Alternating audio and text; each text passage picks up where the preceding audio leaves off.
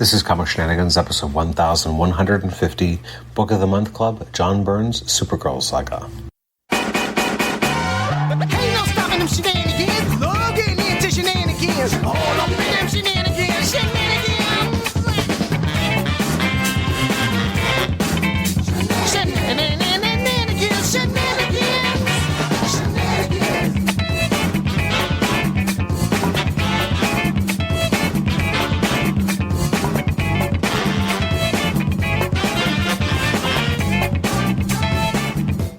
Welcome to the Comic Shenanigans podcast. I'm your host, Adam Chapman. This is episode 1150. This is our Book of the Month Club episode on John Byrne's SUPERGIRL saga that took place in the Superman titles. It's 3 issues, and we get into that in this episode. I'll be joined by my co-host, and you'll hear the intro we recorded in a moment. I just wanted to have a quick editor's note here. There was some issue with the audio from Nate at the very end of the podcast. For whatever reason, it started to become very tinny out of nowhere. We try to kind of muddle along right at the end, and I kind of mentioned it, and then kind of quickly try to end the episode because the audio was really going bad really quick. So I apologize for that at the very end of the episode. You can always email us at comicshenanigans@gmail.com, rate and review the show on Apple Podcasts, and also listen to us on Spotify. Thank you so much for listening to this episode. This was recorded just before the Supergirl movie came out, so there's no commentary on the movie itself. We just talk about the storyline, which is called the Supergirl saga, but in a lot of ways isn't about Supergirl at all. In fact, it's almost a footnote, but it's kind of funny that this is still one of those storylines that I feel like everyone knows, or at least knows about, but the actual storyline is something else entirely. So, this was a lot of fun to be able to talk about this with Nate. It's always a pleasure to be able to kind of plumb the depths of stuff that in many cases we both haven't read, which is always fun. Usually it's me has read something and then my co-host has not, but this is a little bit different. So I really enjoyed this, so I hope you enjoy this as well. Let's jump right into the episode. Enjoy.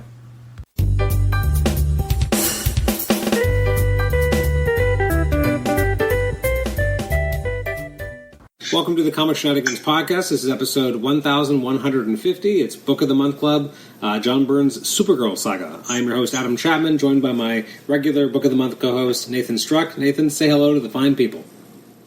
Boy. So this is an interesting one. So with the Supergirl movie coming out, actually, when this episode drops, it'll be the day after, I guess, the Supergirl movie comes out. I thought, let's talk about something related to Supergirl. But I'm not a big fan of Tom King, so I could not get myself to read his Supergirl. I've heard it's fantastic. I'm sure at some point I will love it. I shouldn't say I'm not a fan of Tom King. I like Tom King when he's not leaning into his worst tendencies as a writer. It's kind of like Bendis. I love Bendis, but when he leans into some things that are Bendisisms, then it starts to get away from him, and that's how I feel about Tom King sometimes. So I'm hoping eventually when I get the Supergirl, it'll be different. So I was thinking about what other Supergirl stories are there that are notable. Thought about the introduction of her character by Jeff Loeb and Michael Turner. Didn't really feel the need to kind of revisit that at this juncture, so I thought, let's go back even further. Let's talk about when John Byrne brought in a version of Supergirl that would henceforth be known as the Matrix version of Supergirl. Nate, you recently read, Death of Superman, so you would have experienced a later version of this Matrix character who gets introduced in this storyline. So I'm kind of burying it here, but what was what did you know of this storyline that we're talking about today, these 3 issues, before you read them? Nothing. Okay. I didn't know that Byrne created her. I knew about the whole Kryptonian problem, as they saw it, editorial saw it, the crisis of infinite Earths. We're going to fix all the Earthicans, all these different versions, and then the problem is that he's not the last son of Krypton, of the Kryptonians around. But then they immediately are negotiating that, right? But you could have you can have bad Kryptonian things, like a Brainiac. I don't even know if the Brainiac in the Byrne era is Kryptonian at all, but then you've got certainly the prisoners in the Phantom Zone, right? In these issues. So it's just kind of an interesting thing, but then they get banished, or they get destroyed, or they're not around for very long. But he can't have a family. It's very important he doesn't have a family. So this cover for Superman 21, which we were just talking about off air, but that kind of awkward, because she's I know she's Lana in this, but also she's girl, she's often a minor, And so this kind of like between the leg shot, the whole like obsession with her skirt thing, being as troubling as it is, he says on the cover, which is a good, you love your word for words on a cover, Adam Chapman. It can't be you, not you, meaning I guess Lana, right? Like he doesn't, there is no Supergirl to his knowledge in his mind prior to this. This is his first encounter with any kind of Supergirl. There's, of course, no cousin, right? There's because this is the post-crisis on Infinite Earth Superman. Correct. Okay, correct. Right. So I didn't know that Byrne made him. I just knew that like Peter David was like the writer for a long time. I guess on her solo. Yeah. So the version that he did was like the version of Matrix that like merged with Linda Danvers, I believe was her name, and then there was like an angel involved. Like that's way down the line. Like, there's an angel. Oh, good. Yeah, it's complicated and complex, and there's a lot more to it. But it's very far afield from the classic like Supergirl is his cousin, and that's kind of why they eventually got rid of that version of Supergirl, because they're like, at the end of the day, everyone knows of this character in the ether that it's his cousin, so we're going to restore a version where it's just his cousin. So they had to kind of get rid of that character. In fact, I thought about having you read that storyline, that last Peter David storyline, but it was today's remit was to kind of also have a shorter storyline for you to read because you're busy with other things in work life. So at some point, we'd love to have you read Ed Benes and Peter David doing Many Happy Returns of Supergirl. It's like a 6 or 7 issue story, and it kind of ends that version of the character. We never see her after that. But yeah, so this is the Matrix who, like, I remember as a kid in the Death of the Superman era, Reign of the Superman, who was, dating Lex Luthor 2, which was really Lex 1 in like a clone body. Man, comics are weird. And like Matrix was dating him at the time. Like that's what I knew of Matrix. And so I read this many years ago. It was interesting to go back and read it because it's like they try so much work to explain stuff just to have a story. And what I mean by that is, like, we have to have a pocket dimension because that's the only way that you could have like the Legion of Superheroes, because usually they're influenced and inspired by Superboy, but he wasn't Superboy in the Byrne era anymore, so they had to come up with like, so there's so much hang-wringing about like how do you fix certain things that are based on certain elements of the DC firmament that no longer exist. And so when we end up with this like pocket dimension that the Time Trappers created, that Superman goes to here and then fights a bunch of Kryptonians in this pocket dimension. Like, it can't just be Kryptonians, it has to be pocket dimension Kryptonians. Everything has to be more complicated because of the confines of Crisis, and they're like, but I want to do this other stuff. This is the only way to make that happen. And I should say it from the outset, this is Superman 21, 22, and what was the issue of Adventures of Superman? 444. 444. Easy to remember, but I still forgot. So I guess as you go through an issue like this, how much did you bump up against all the exposition just to get Superman to the end of this issue where he meets like a heroic Lex Luthor? Like, it's an entire issue of just exposition and him being like, where am I now? And then meeting Lex. Like, how did you feel about this? So are we talking about 21 or 444? I'm talking about 21 first. That's the first issue. Okay. Because to me, the exposition super heavy issue is Adventures 444. I guess it's in both. I didn't find... Yeah, I mean, okay, well, I'll just say it here now. As you know, I'm on the app, and I'm just like, Superman 21, and then it's like, next issue, so I'm like, okay, and I click next issue, and it takes me to Superman 22. It didn't take me to Adventures 444, even though you had given it on the reading list. I just kind of was going with the flow, and for me, as a long-time comic books reader, I just kind of, that massive jump in between, it's actually not that massive because almost no plot happens in Adventures 444. It's all just explaining everything. So like, there's a jump of a kind. I'm like, oh, there's some criminals here. Okay, I know Superman too. So we're good. And I just kind of go off to the races. And I felt it was more enjoyable without Adventures 444. I was fine with the Superman 21 and 22. That seemed to be like the whole point of what they were saying. So yeah, like, to go back after, and you were like, and I was like, oh, I just finished the first 2 issues of the 3-issue run. I'll be finishing Adventures 444 after that. And you're like, oh, so you read parts 1 and 3 of a part 3 series, and now you're reading part 2. I'm like, oh, am I? Okay. Yeah, I kind of wish I didn't. It's quite awful. I know I'm jumping ahead. By comparison with the Byrne art and the diminished exposition, it's pretty enjoyable. this Avengers Forever kind of issue in between is so overwrought, like you're saying. It's so much, like, again, it's all in name only. It is an alternate world. It is an alternate Earth. It's everything that Crisis said it wasn't going to do. This isn't even 2 years into, right, like the Byrne run. Like, they do Crisis, and it's issue 21. They haven't made it to 2 years, and I don't even know that he probably does it before and after this. Alternate timelines and alternate Earths, right? I don't know. Like, you read this stuff, right? So, like, what are we doing here, right? This is all just, like, word games to try to make people feel assuaged, but with the new status quo. So I love an alternate Earth kind of fun timeline thing. This is what Claremont's doing half the time with Excalibur. He's like, what if this time it's a Nazi Earth and the Nazis are mutants? And this is a mutant Earth, and what if the mutants are Nazis? Like, that's mostly Claremont doing his thing in Excalibur. And then this is kind of the same thing, where, like, instead of Nazis, it's General Zod, but he's also wearing a little general outfit, a cute little general outfit, which I find odd and non Kryptonian. I love when they meet him. I know I'm jumping issues, but like when Lex first meets him in the Phantom Zone, and he's like, "Oh, look at that! That's a Kryptonian outfit." I'm like, he looks like friggin', I don't know, like Khrushchev or something. Like, he just looks like he's like a human general. I don't know. Okay, I'm back at 21 now. The art is beautiful. Love John Byrne. We got to redeem ourselves after we talk trash about him on New Mutant 75. That's true. He's doing a lot of... it's all double-page spreads, isn't it? He's just doing double-page... Not spreads, but double-page... Two-page... All three issues are like that. Like, even the one by Ordway is still in that method. Yeah, it's big. Yeah, I mean, it's big, and it allows them to be very horizontal, so there's a lot of, like... Even though there is kind of swoop-de-doop up and down, there is verticality. Obviously, it allows them this horizontal storytelling, so there's a lot of just flying across the page, which is kind of fun.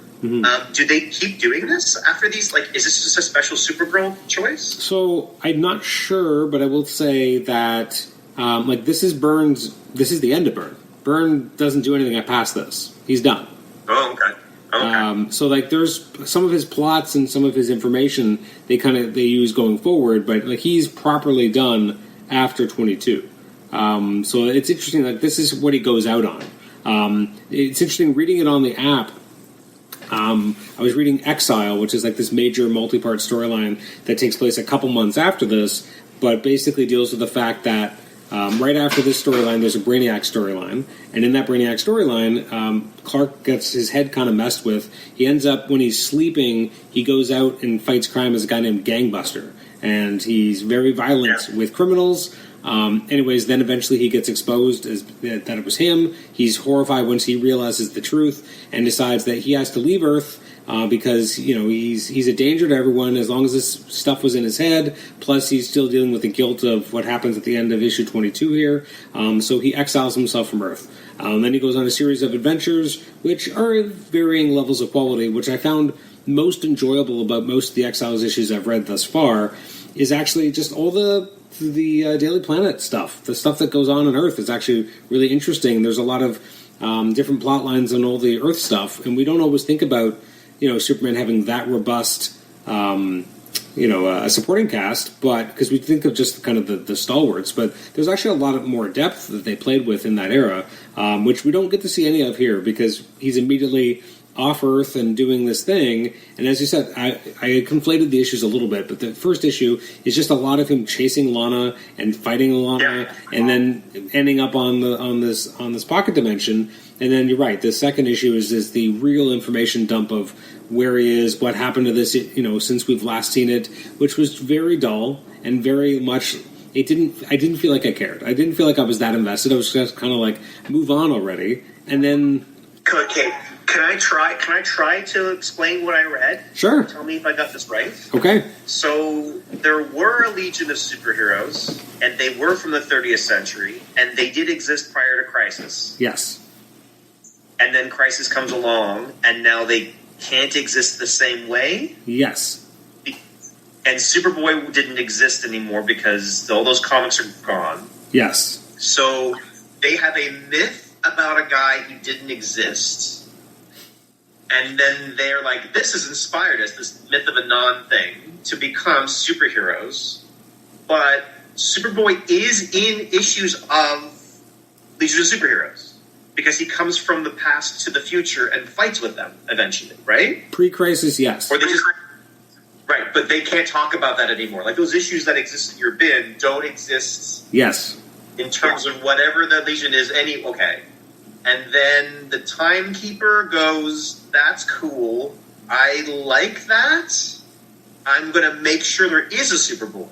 He is going to exist. Yes. But I have to go into this other dimension and move the planets around, arrange them so that there will be a version of Earth and a version of Krypton, and that's how you get a Superboy. You just have to shake things up and make it so there's science and...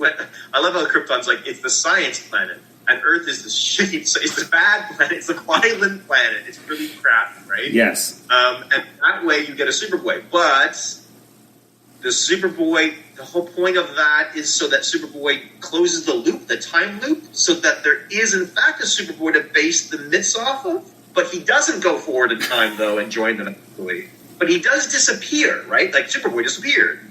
I assumed when they're talking about, and he left, he's gone, he's not here anymore, where's our Earth's protector, that means he blipped and went into the future? But he never did. No, he may have... Okay, I'm trying to remember. It's because it's convoluted even in this issue. I think he still went to the future. I'm not sure. Okay. So they're closing the loop, and then the Superboy, who punches time in Crisis... in the 2000s or whatever. Okay. That Superboy, villain Superboy with the piping on him? Yeah.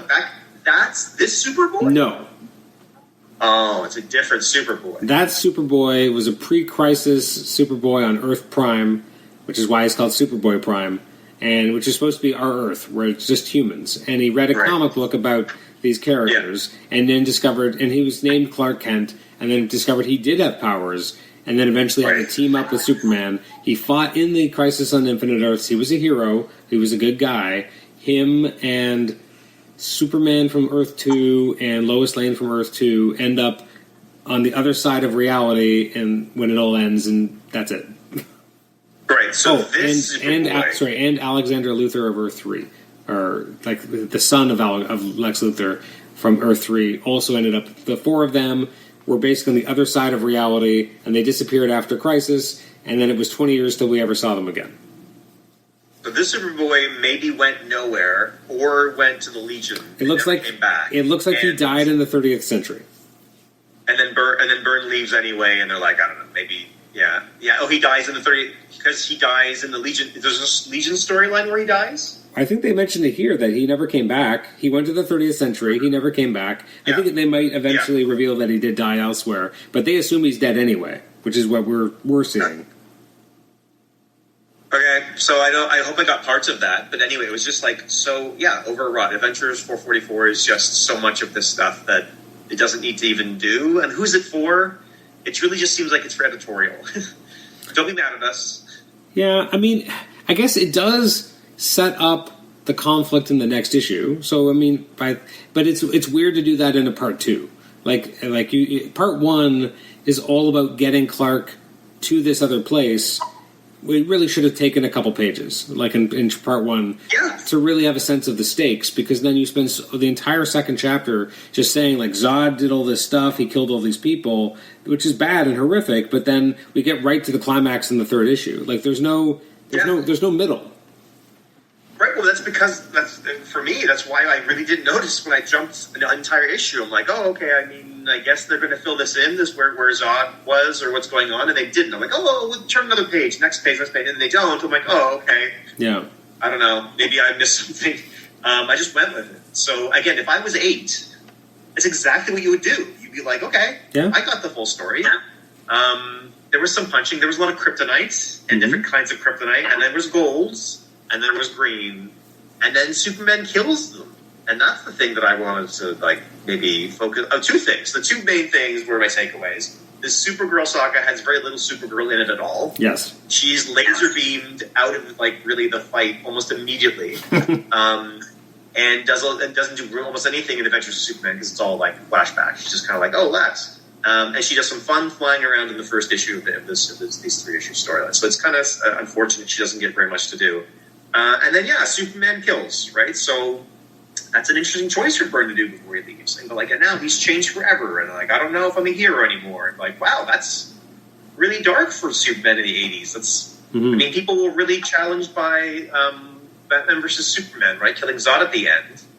I didn't know that he'd already killed Zod before, years and years and years before. Yep, I mean so that's what I knew of this storyline, because that cover with him in the Kryptonite is a very famous cover.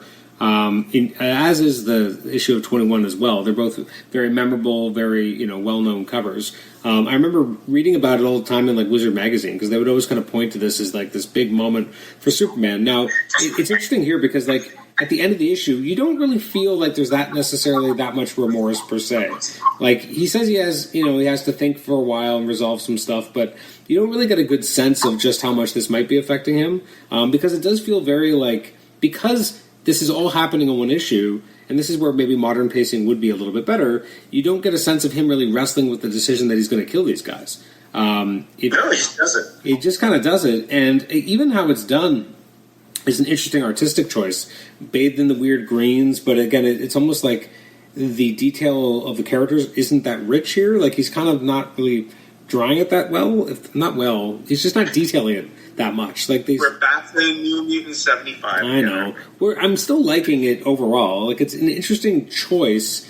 I don't love Superman killing, and thankfully future writers do talk about how much this took a toll on him. And that they don't want it away. It doesn't get retconned away. No, that's why he exiles himself. It's part of it. He killed people, and is that I can't do that. But also, he's trying to justify it because they killed billions, right? It's an interesting choice, and for Superman to grapple with. It's interesting to see it this early in the Byrne era, right? I call it the Byrne era. It's the end of the Byrne era, but I mean, the fact that it's happening this early after pre-crisis, post-crisis, how much they're going to try and challenge things and change things. It's interesting, but part of me wondered, they go to all this effort to give him a Kryptonian villains just to kill him? Yeah. Because they can't have them around? Is that the deal? Yeah, what was the point? I guess if the point was we want to put Superman in a situation where he has to kill, didn't need to be Kryptonians, didn't need to be in a pocket universe with a damaged Earth where these Kryptonians murdered billions of people. I just wonder if the idea was I want to push Superman to a point where he has to take a life, which is fine. Okay, if that's the story you want to tell. Why is this the way you chose to do it? The artifice to get us to this point feels so odd, and so much extra work just to manipulate the characters to get here. Couldn't you have done it in a simpler way? But I guess Superman doesn't really travel outside Earth yet. I guess he's more of an Earthbound hero at this point. In the next storyline in Exiled, he will go into space. He will start using teleporters to go into space and exploring deep space. But I guess early post-crisis Superman, I guess, doesn't do much of that. So I just wonder, why did it need to be here? Why is this the way we had to do it? Yeah, and it's I don't know, there's a number of things. Philosophically, it'd be great to have conversations around, life and why is life worth protecting and what is he the protector of, because obviously, I don't think he's a vegan. I don't think he's vegetarian. I think he eats meat. Things do die because of him. He does consume and eat. So there's certain types of death that are okay, that he's okay either engaging in or being complicit with. This idea that I could never kill a human being, okay, but then it's he's not really trying to do, he says, I have to be an executioner here. I'm but that's not why he's doing, my understanding is that's not why he's doing what he's doing.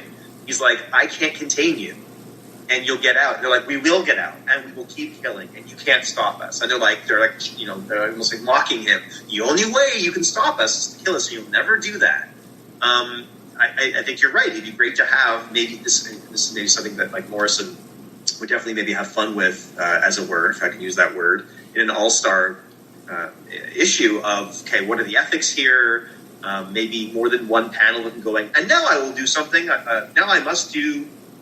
What I must do now is harder. I'm just quoting here. Is harder than anything I have ever done before.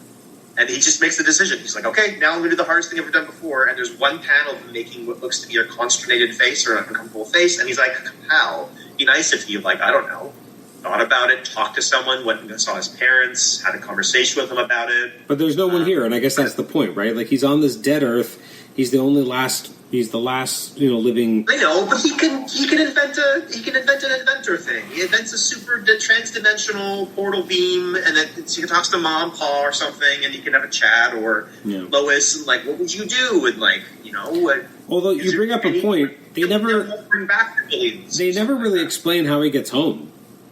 He just he flies away. He's just walking away. He goes, huh, and then you realize afterwards that it's Matrix. It's super bizarre. And even so, Matrix is a slow burn too, because he brings Matrix to his parents to take care of this protoplasmic goo. Okay, that's super weird. Yeah. And then in successive issues, you do see her slowly, very slowly, starting to be a little bit more human. And at the time, this is a whole thing that's going on. When Superman leaves, as he's leaving, he puts together this expose on Intergang and tells Perry that he's going to, go quiet for a while because this story is so hot, which is explaining his absence from Earth, and that, his articles will come in piecemeal, and his parents are supposed to, basically do dead drops to be sending in his stories.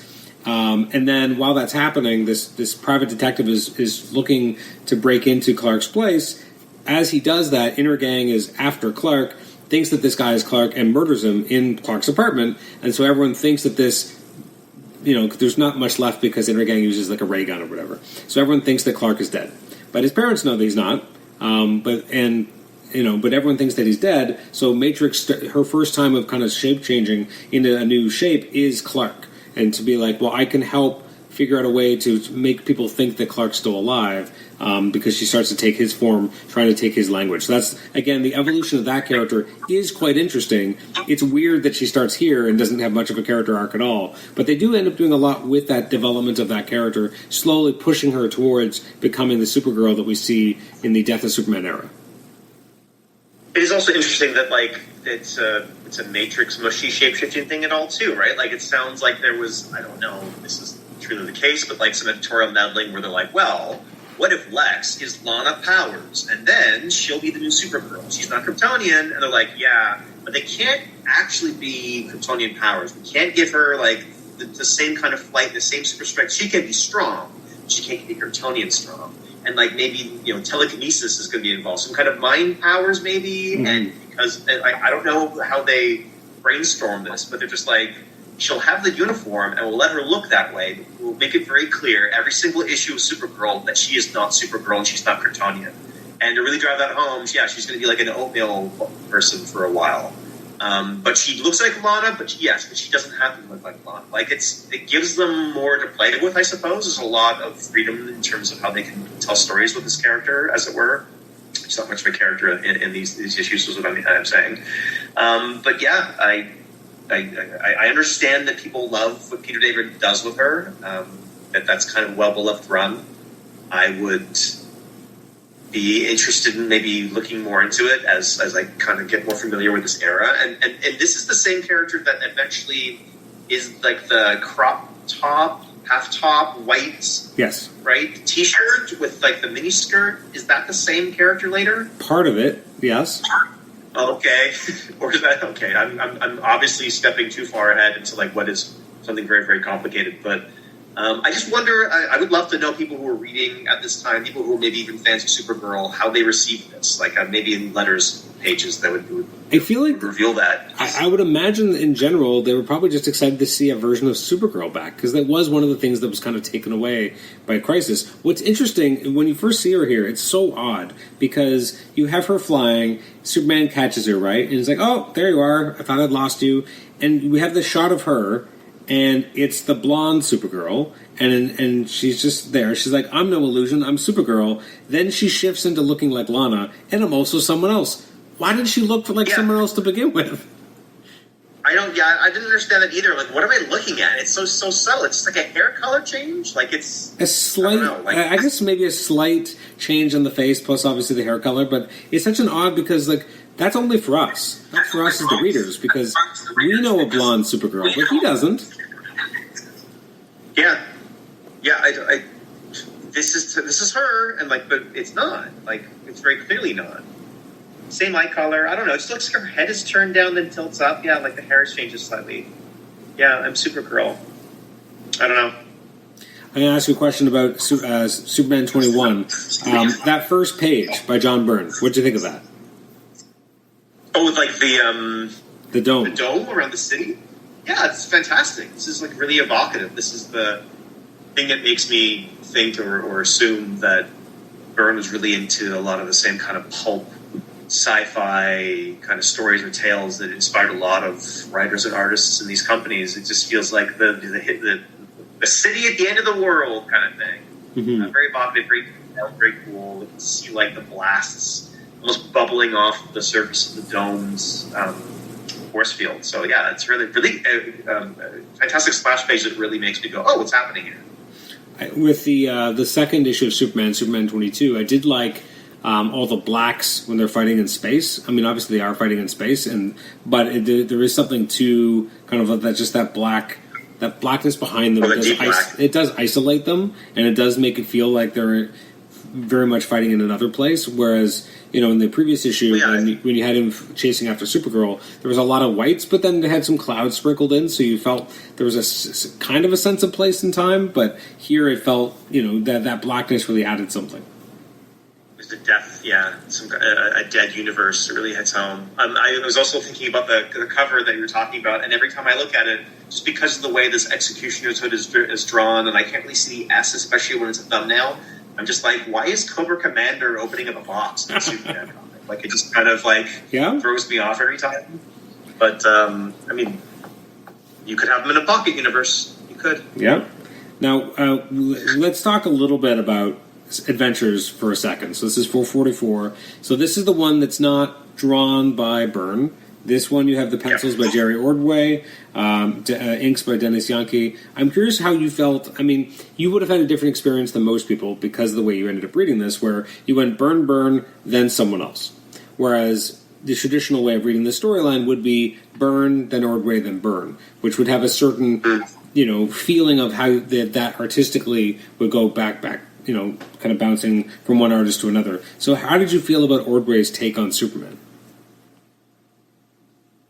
I thought it was really, good, but obviously it's, there's something morose about it. There's a lot of deep blacks, hard, heavy inks going on here. Even the cover, right? Like they've drawn him gray almost in a graveyard with like a very, very dark black sky, and then almost immediately you kind of see the same thing.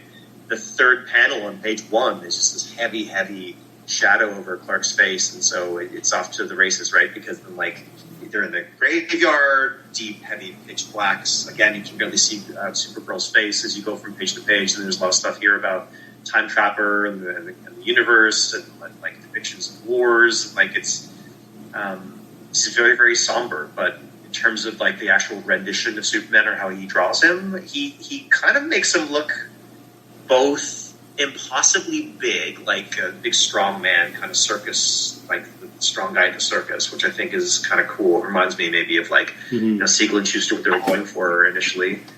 They talked about giving him strongman tights, but then also very human in a way too, right? Like not so otherly. There's something about the way they draw his face that's less. The Ordway draws his face that's less like a classical look, like a. I don't know. It seems like they're using a model or face models, Ordway, when he's drawing to help him, I guess, situate the characters in space or in the panels. So I don't know. I guess the word I'm looking for is almost like soap opera-esque. All the characters really have a heavy gravitas, and it feels like he is inspired by real life models. Is the feeling I got. When the Kryptonians are killing everyone, you have some horrific shots of skeletons on fire. That's really kind of pushes the envelope for some of the kind of what you'd expect of the Comics Code Authority in the late 80s. It's really a horror comic in a lot of ways, right? Like there's a lot of aspects of it. Even when you see what are we going to call it, Matrix first being created, there's this. Is this the creation of Matrix? Where is this? What page is this? And the digital comic, this is pages 12 and 13. After they talk about the Kryptonians drilling down to the center of the planet and then they basically vaporizing the atmosphere. Lex is down here and he's got her in a machine. What was this part? He's sending her to get Superman. Yes. And then you have this low-angle shot. I because it's got technically a high angle shot, but it's looking up across her face, and it's just shadows all over her eyes, and she looks almost like they brought Frankenstein there for a minute, like strapped into this machine, and there's this kind of look of terror or worry on her face. And then again, with all the other, the images of the genocide, the killing of human beings en masse, and the graveyards, it's a very dark, and the time trapper is horrific. So this makes me think that, he would do really well. I would love to maybe read some drawing, some work he would do in an actual horror comic, per se. It's interesting as well, just from how different the two artists are, is that there's so many more panels. With Byrne, he used a lot more wide panels. If you just count the amount of panels on 2 physical pages, you just had a lot fewer. He had stuff kind of cascading through these larger panels, whereas once you switch to Ordway, they're much denser. Even though he does employ the same type of kind of bleeding across 2-page spreads kind of storytelling technique that Byrne had been doing, it feels much more dense. There's more going on. There's more smaller panels. It's a bit of a slower read as a result. It leads you. It is also the information dump of the 3, so it makes sense that it kind of slows that momentum. But you have just so much more to kind of to assimilate. Yeah, you're right. And then I guess also because there's so much being told here, too, right? There's a lot of just ground to cover, but yeah, you're right. It's less scenic's the wrong word. This feeling of the full width of the page, the horizontalness of it, that it's much more kind of, little cubes all stacked up on top of each other telling little bits of story, for sure. You're right as well, the idea of the second one being more of a horror comic. Even the kind of central conceit of how the Kryptonian villains get out in the first place, they're playing on Lex being a smart guy and, wanting to, see what he can do now that Superboy's gone, and being like, oh, well, these other Kryptonians can help, and thinking that it could only be good things, not thinking that there could be anything nefarious, because the only superhero they know is Superboy, and he was the perfect one. So, it's very interesting and he gets led astray. He accidentally unleashes this, blight on humanity that kills everyone. So that character himself is, he's got a lot weighing on him, because he's responsible for the Earth's demise. Yeah, and you get why he cares and why he's doing all that he can and why he's so desperate, and yet, I don't know, I don't love that explanation in the last issue where they're just like, so why didn't you do this plan before with the kryptonite? Do this thing that I'm doing or something like that, right? That's what it was, and he's like, oh, it's my hubris. I wanted it to be by my hand. I thought the kryptonite would be some kind of whatever it is, cheat code, or it wouldn't be enough of my doing. And what? Billions of people are dying. You're seeing the death of the human race, and you're like, yeah, but I can't not have this through the genius of my brain. It can't be from kryptonite. That also didn't feel like that landed, especially because he was the one who made it. He brought this about. He should be desperate to change anything. Yeah. Or at all costs. I didn't bump on that as much because, again, if he was already had the hubris of thinking, I'm the one who can bring these people, I'm smart enough to bring them here, it would make sense that he would want to be able to end them himself, regardless of whether or not the fact is that, he, at that point, is pretty despicable in and of himself because of that hubris. But it's an interesting idea, and I guess to the idea of the pocket universe of it all, again, being able to kind of have kryptonite on the table as something Clark can use and not have to worry about himself. Again, we can kind of hand-wave it, right, and say, well, it doesn't affect him because he's from a different universe, and that is pretty well established these days. So, that's just something they can roll with, that he can use the gold kryptonite and the green kryptonite or whatever kryptonite he wants, and it's not going to impact him at all. Yeah. I was fine with that. Whatever. It is pretty much a MacGuffin because they keep establishing nothing can stop them, and they're stronger than not just Kryptonians. They're stronger Kryptonians than I am for some reason, because of whatever the sun here. So yeah, the way it's written is just no one can stop them, and here's all the reasons why. And if we have our MacGuffin, then we can win the day. Yeah, okay, whatever. This is your Superman comic. So this is an interesting question or a point for me. So usually the question is, does this make you want to go forward and keep reading what happens next? But also I want to ask, does this make you want to read backwards? Does this make you want to see how we get to this point with Byrne? The second one. I definitely want to do that. I know that I don't even know if these how far it goes, but the DC Finest Man of Steel, I assume it goes through much of Byrne's run. I don't know. I could look up right now on the computer screen here and see how many issues it is, but that's something I'm interested in picking up one day when it comes out. Yeah, they haven't covered a lot of the Byrne stuff yet in the Finest. There's a lot of different versions and collections and ways you can get a lot of that stuff, but not in the Finest yet. DC Finest, Man of Steel. That's not out yet. I guess it's coming out in November. No, it's not. That's right. So you get at the time of this. Yeah, you get the first 6 months. So yeah, I guess I can use the app then until then. I should probably at one point read Crisis on Infinite Earths too. Oh my God, we got to do that. Let's do that. That's a big one. Is that on Finest? Yeah, is that? I see one here. Yeah, it looks like it's available. At least part one. Part 3. Oh my gosh, part 1. Well, that's complicated. So you don't need to read those Finest because you would be so overdosed on stuff you don't care about, it would hurt. You need to read just Crisis on Infinite Earths 1 to 12. That's all you need. Right. I have it in trade. I'm getting the compact edition when it comes out later this year. I have thought about getting the Absolute edition because it's supposed to be absolutely breathtakingly gorgeous. It's all been redone. To get all the original kind of work is supposed to be perfect. I'm a fan of the original Crisis. I mean, I started reading DC more regularly when Infinite Crisis happened. It was maybe 6 or 8 months before that kind of came about when I was really kind of getting into reading a lot of DC. And so because of that, I became more of a fan of the original Crisis. I can't believe you've never read it. No, but again, like we could just use this as an opportunity to make it into an episode or something. I would imagine you probably would not love it in general. But I would be interested to hear what you thought overall, unless we broke it up into batches and kind of did 3 or 4 issues at a time, because they're big boys. Yeah, okay, well, I mean, reading it digitally first, and then deciding later, right, if I want to collect them physically. I would love to do that as a method, even though I prefer reading on paper. This is a better method than buying stuff and going, oh, I hate this. Yes, well, I mean, again, I can lend you my physical copy. Great, we'll do that. It'll be something. Yeah, and then we'll trick Paul into reading it. Oh my God, he would be so mad at us. I just want to trick him. I don't know how you're going to trick him to read 12 issues of something. I just love the idea that we could do it. I don't know, like subliminal messaging or something in his AirPods or whatever when he thinks he's studying, I don't know, Japanese at night. Just make him learn more and more about the mind of Doug Monk.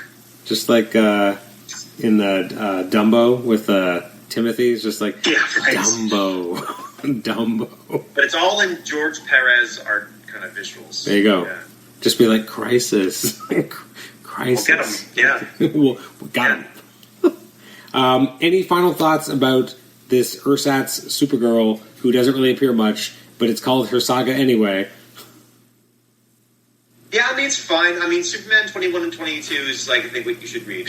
I don't think you need... Ordway has great art in the middle, but the words were not necessary. So, if I were just to have read those 2 issues, I'd say it was a fun Superman story. I wouldn't really call this a Supergirl story.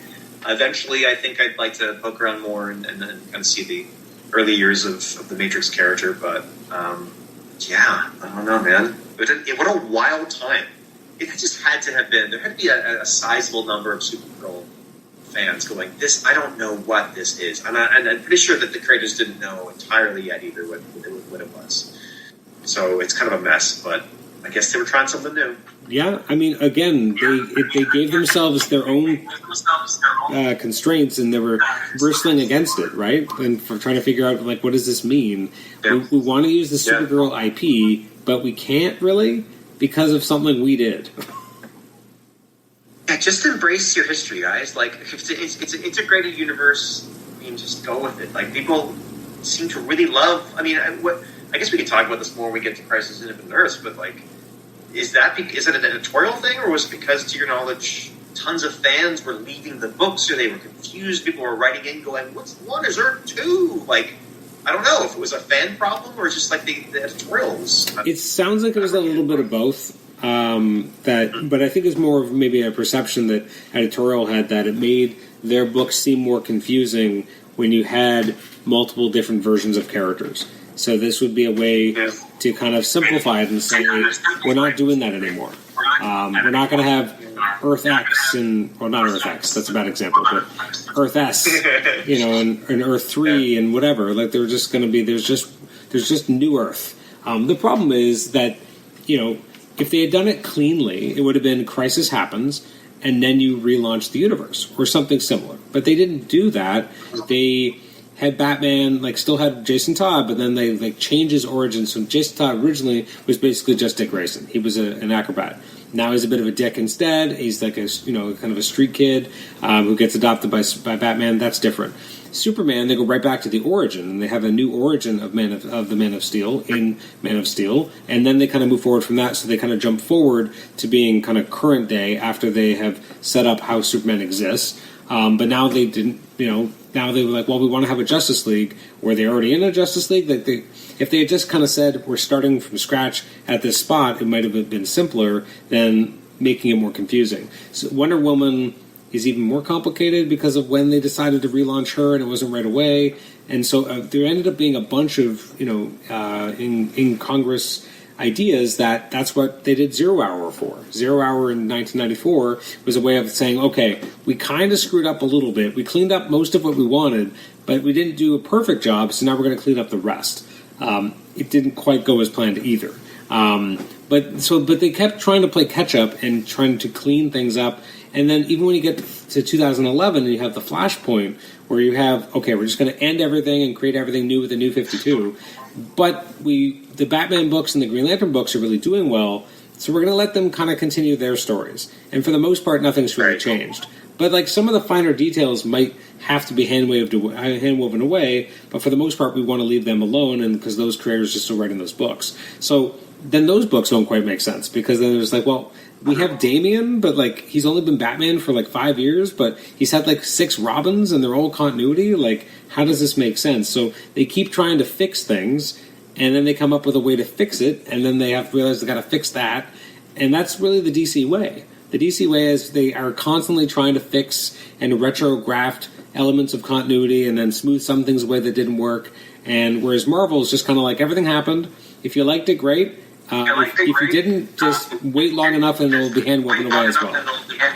We are going to slide that time scale, and it will make things continue to not make sense. But yeah, we'll just kind of manage retcons as we go. Yeah, I don't know. As we're approaching 100 years of DC soon, it just feels like the babies have been made that have been birthed. I'm going to do some Superman referencing in this birthing matrix, right? The multiple Earths kind of setup that ethos birthed fandoms that in turn became creators that love this.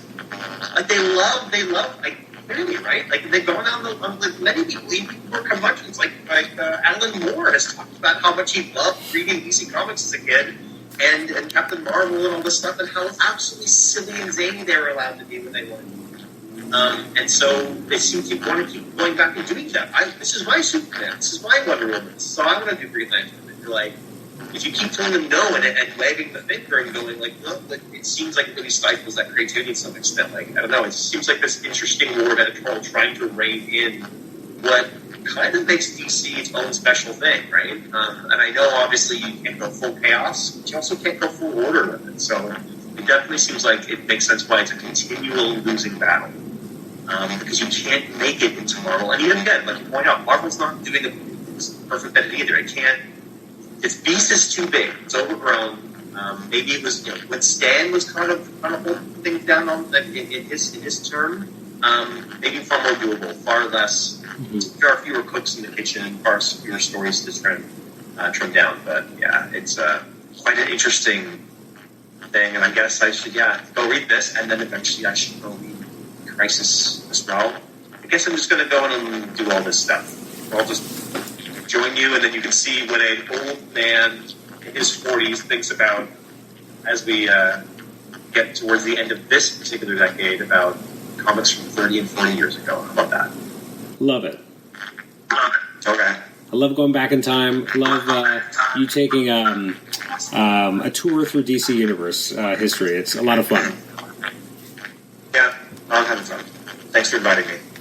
All right, well, for those listening, we had a little bit of an audio issue just in the last 3 minutes of Nate talking. For whatever reason, there's some feedback. People can still hear it, but there is a bit of a feedback, so I apologize for that. But you can email us at comicshenanigans@gmail.com. You can listen to us on Spotify, on Apple Podcasts. You should subscribe to us on those platforms. And thanks again for listening to this episode, this Book of the Month Club episode. And Nate, we'll have to have something good for you next month.